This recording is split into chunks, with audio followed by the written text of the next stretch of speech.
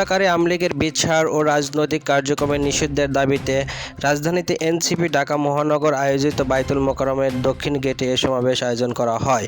সমাবেশ উপলক্ষে তৈরি করা প্রচার প্রচারণা থেকে জানা গেছে, গত 15 বছর আওয়ামী লীগের শাসনামলে গুম করার মাধ্যমে হত্যাকাণ্ডের পাশাপাশি 2013 সালে শাপলা চত্বর হত্যাকাণ্ড, জুলাই আগস্ট গণহত্যা ও 2021 সালে নরেন্দ্র মোদীর আগমন বিরোধী আন্দোলনে হত্যাকাণ্ডের মতো বড় হত্যাকাণ্ডগুলোর বিচার দাবি করা হয়।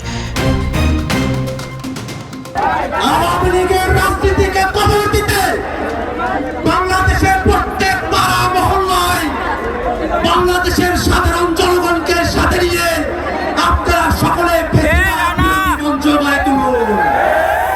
সেই ফেসিবাদ বিরোধী মঞ্চ বাংলাদেশে আওয়ামী লীগ প্রশ্নের মীমাংসা করে ছাড়বে ইনশাআল্লাহ।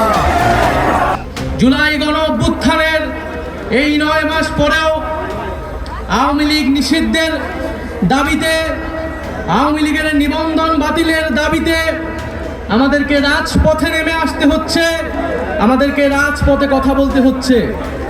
এটা আমাদের সামষ্টিক ব্যর্থতা বলেই আমরা মনে করি।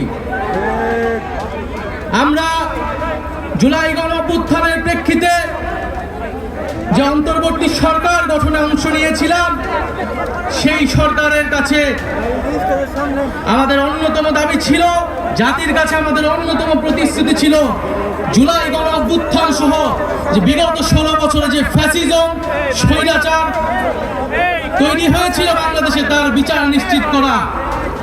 বিচার এবং সংস্কারের জন্যই মানুষ রাজপথে নেমে এসেছিল।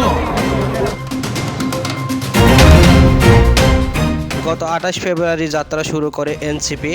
এরপর থেকে রাজনৈতিক মাঠে সড়ক দলের নেতাকর্মীরা। Mamun Chowdhury, Z TV, Dhaka.